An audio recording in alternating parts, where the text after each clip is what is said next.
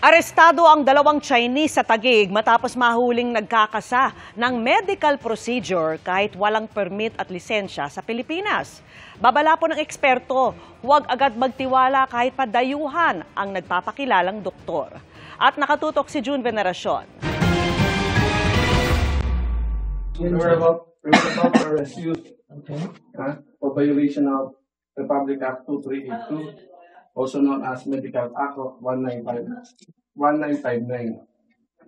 You have the right to remain silent. Huli umano sa akto ang dalawang Chinese habang nagsasagawa ng facial injection at iba pang kaugnay na medical treatment sa mga kliyente sa establishmentong ito sa Taguig. Illegal yan dahil wala silang lisensya at permit sa Pilipinas, kaya dinakip ng Criminal Investigation and Detection Group o CIDG. Sinampahan sila ng reklamong paglabag sa The Medical Act of 1959.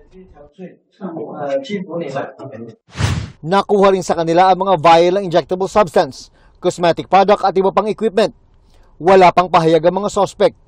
Nababahala ang Philippine Society for Cosmetic Surgery sa dumaraming foreigner na nag-aalok ng serbisyo kahit wala namang lisensya. Aktibo raw sa social media ang advertisement ng mga ito. Ang problema, marami nilang naiingganyong kumuha ng kanilang serbisyo sa pag-aakalang kapag foreigner ay magaling. Karamihan ng mga to hindi ring licensed doctor sa bansa nila. Yung iba nga nurse lang o kaya baka wala pang medical background tapos nag-i-inject na sa mga pasyente natin dito sa Philippines. May mga naging kliyente rin umano sila na lumapit sa Philippine Society for Cosmetic Surgery para ipaayos ang sablay na medical procedure ng mga peking doktor. Babala ng mga eksperto, kahit ang simpleng paglalagay ng filler sa muka ay pwedeng mauwi sa pagkabulag kapag hindi bihasa ang gumawa.